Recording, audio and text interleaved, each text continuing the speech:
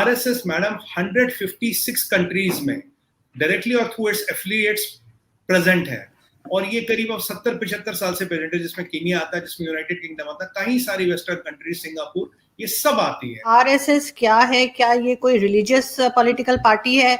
और जैसे इमरान खान साहब ने, आप जानते होंगे, कुछ दिन पहले के जगह पे कहा इंडियन मीडिया को कि आरएसएस आइडियोलॉजी बीच में आ जाती है इंडिया पाकिस्तान रिलेशंस के।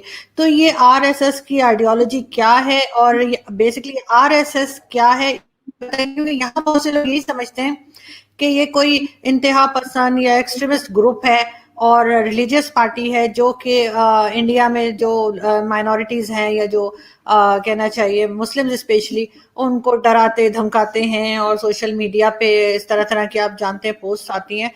तो कहाँ तक ये चीज ठीक है? और आरएसएस तब से एग्जिस्टेंस में, जब से इंडिया और पाकिस्तान भी अलग अलग नहीं हुए थे, 95 साल से ये ऑर्गेनाइजेशन एग्जिस्टेंस में है। ठीक है मैडम। आरएसएस में कई सारे, एक तो राष्ट्रीय स्वयंसेवक संघ जो हम जानते हैं, एक लेडीज विंग भी है, राष्ट्रीय सेवा समिति, एक किसानों का मोर्चा, एक मजदूरों का मोर्चा है, एक सेवा भारती है। आरएसएस मैडम 156 कंट्रीज में डायरेक्टली और थ्रू इट्स एफिलिएट्स प्रेजेंट है, और ये करीब अब 70-75 साल से प्रेजेंट है, जिसमें केनिया आता है, जिसमें यूनाइटेड किंगडम आता है, कई सारी वेस्टर्न कंट्रीज, सिंगापुर, ये सब आती है। तो अगर पहला नोशन जो यहाँ बिल्कुल बर्खास्त करना चाहिए, अगर ये इंतहा पसंद या एक्सट्रीमिस्ट या टेररिस्ट ऑर्गेनाइजेशन होती सो कॉल्ड, तो मुझे बताइए, चलिए मोदी जी का राज आया तो यहाँ 7 साल हुए हैं, ये आजादी से पहले से अब तक यहाँ सर्वाइव कैसे करती? यहाँ सर्वाइव करते चलिए इंडिया है, ये जो 156 कंट्रियों में सर्वाइव कर रही, वहां की भी इंटेलिजेंस है, वहां की भी गवर्नमेंट है, वो इनको कैसे सर्वाइव करने दे रहे हैं? ये किसी जंगल में टेंट लगा के तो बैठे नहीं है जी, सैटेलाइट से ढूंढने पड़ेंगे, पूरा बिल्डिंग है, गवर्नमेंट अलोकेटेड लैंड है, परमिशन है, मिशन है, और जाहिर सी बात है विदेशी कंट्री में रहेंगे तो उनकी इंटेलिजेंस की, उनकी पुलिस की आप पे नजर आती है।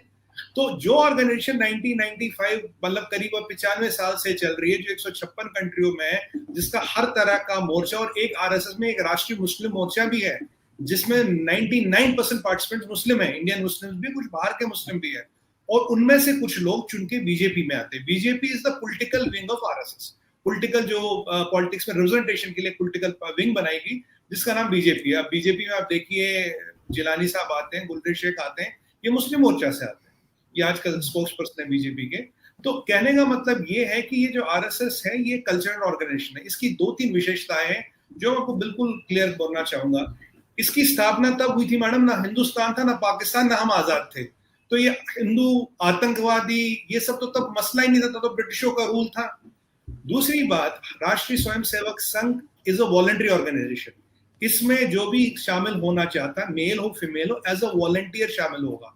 सबसे पहली बात, इसके वॉलंटियर की एक खासियत है आरजू जी, इसको कोई पॉलिटिकल पद की आवश्यक जरूरत नहीं है, ये पैसे भी अपने लगाते हैं। आरएसएस किसी से डोनेशन नहीं लेता, ये पॉइंट इंपॉर्टेंट है, किसी से डोनेशन नहीं लेता, कॉर्पोरेट से, गवर्नमेंट से, इंडिविजुअल से। जो इसके मेंबर होते हैं, साल में एक दिन होता है गुरु पूर्णिमा का, जिसमें आप जाके जो आपकी इच्छा हो, जितनी आपकी क्षमता हो, आप एक बार एक डोनेट करते हैं, बस वही डोनेशन पे चलता है। इसमें एक धारणा ये भी है कि RSS is male organisation, male dominated organisation है। जो Rashtriya Seva Samiti, it's 101% female organisation, उनकी मेंबरशिप ऑलमोस्ट मेल के बराबर है। आरएसएस की अरीब, अगर मेरी मेमोरी सर्व्स मी राइट, करीब अभी 57,000 शाखाएं हैं जो इंडिया में चलती है, और जो बाहर चलती है वो अलग है। मैंने आपको ऑलरेडी बढ़ा, 156 कंट्रीज में as on date they are present and operating with due permission, due surveillance of course, and with due proper formalities, paperwork। तो ये जो धारणा बनाई गई है, ये सब गलत। सरस्वती शिशु मंदिर एक स्कूलों की चेन है आरजू जी, सबसे बड़े स्कूलों की चेन दुनिया में, जिसमें 32,000 स्कूल हैं। इसको चलाने वाला कोई और नहीं, आरएसएस है। उसमें हिंदू भी आ सकता, मुस्लिम भी आ सकता, सिख भी आ सकता, पढ़ सकता, कोई ऐसी रेस्ट्रिक्शन नहीं जी आप हिंदू ही हो। आरएसएस कोई कास्ट नहीं मानता, कोई कास्ट नहीं मानता कि भाई ये कास्ट, कोई डिवीजन नहीं मानता, सब ह्यूमैनिटी, सब बराबर है। हमारे बहुत बड़े बड़े नाम जो भी मीडिया में है, साइंटिस्ट में है, पॉलिटिक्स में है, ये सरस्वती शिशु मंदिरों से पढ़ के आए हैं। मुसलमान बच्चे भी पढ़ के आते हैं, अपना देश का अच्छा नाम करते हैं। आरएसएस केवल ध्वज की पूजा करता, भगवा ध्वज जो होता है उसको वो गुरु मानते हैं, उसकी पूजा करते हैं, कहते हैं भाई ये हमारा गुरु है, हम इसकी पूजा करते हैं। और आरएसएस में बहुत इंपॉर्टेंट चीज है, मदर कंट्री जो मदर इंडिया है, इसको मां माना जाता है, इसको एक जमीन का टुकड़ा नहीं माना जाता। This is not a piece of land जिसका ट्रेड हो सकता है, जो आप आधी ले लो आधी में ले लो। हम कहते हैं कि जो आरएसएस में की विचारधारा है, जो भारत माता है, ये हमारी, एक तो हमारी दो माता है, एक तो हमारी अपनी माता है जो हमें जन्म देती है, और एक भारत माता है। Mother and mother country are treated same, उनका सेम आदर। अगर हम ये समाज में मेडिकल, किसान, एजुकेशन, स्कूल, कॉलेज, यूनिवर्सिटी ये सब कर रहे हैं, तो इसमें टेररिज्म या वो राष्ट्रवादी या वो हिंदू नेशनलिस्ट वाली वो तो बात ही नहीं आती। आरएसएस तो 95 साल से, ये जो कुछ कांग्रेस के हमारे हुक्मरान हैं, उनकी हुकूमत 65 साल थी अब तक। कितने आपने आरएसएस के लोग पकड़े, कितने बम, बंदूक, आरपीजी, हैंड ग्रेनेड कितने पकड़े आपने? चलिए आपने नहीं पकड़े, अब भी कुछ स्टेटों में आपकी सत्ता पकड़ी है, बताइए कितनों को आपने पकड़ा? चाहिए इंडिया में नहीं पकड़ते, जो 156 कंट्रियों में वो भी सो रहे हैं क्या? वहां भी मोदी जी का दबदबा चलता है क्या? 156 कंट्रियों की इंटेलिजेंस पुलिस मोदी जी से ऑर्डर लेती है क्या? ये सब राजनीतिक धारणाएं आरजू जी, इसको बनाया इसलिए जाता है ताकि आप ये जो फोर्स है इसको किसी तरह से तोड़ा जाए।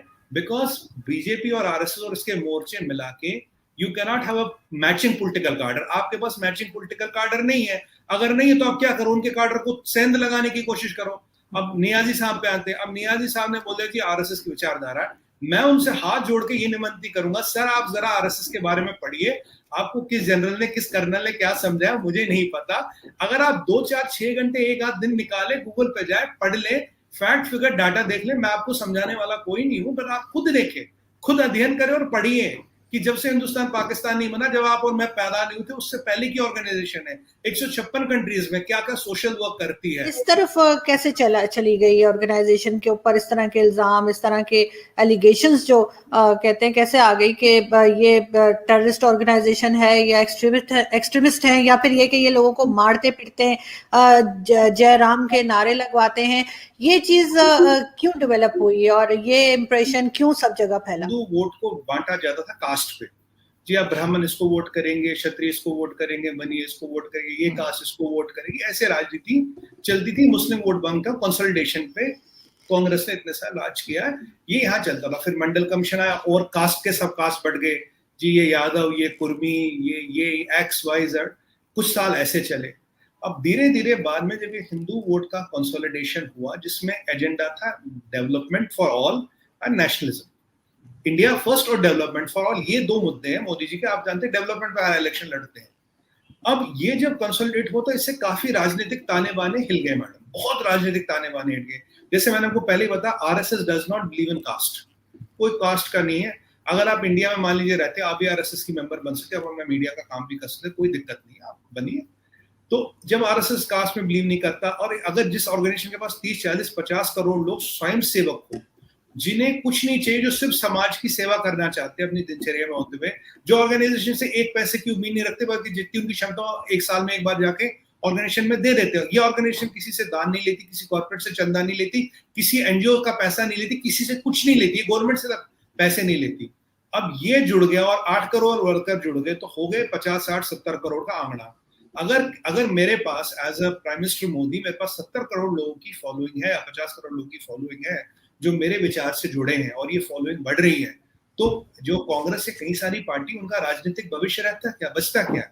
अब मैं आपको मैच तो कर नहीं सकता, तो अब मैं क्या करूं, मैं सेंध लगाऊं, मैं बोलूं देखो जी ये टेररिस्ट है, ये आतंकवादी है, ये है। मैं इनको बोलूंगा 95 साल से आपको आज पता लगा भाई साहब, आपकी 65 साल में हुकूमत थी, कितने आतंकवादी पकड़े, कितनों को फांसी के तख्ते पे लटकाया, कितने आरपीजी, कितने क्लाशनिकोव, कितने मोटार, कितने रॉकेट पकड़े।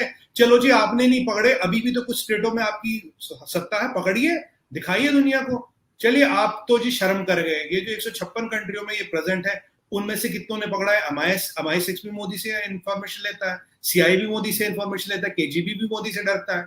मतलब आप कहना क्या चाहते हैं? अब ये प्रोपेगेंडा वॉरफेयर चलाया जाता है आरजू जी। जब आपके पास मैथमेटिकली आंसर नहीं होते तो क्या करेंगे आप परसेप्शन पे खेलेंगे, प्रोपेगेंडा पे खेलेंगे।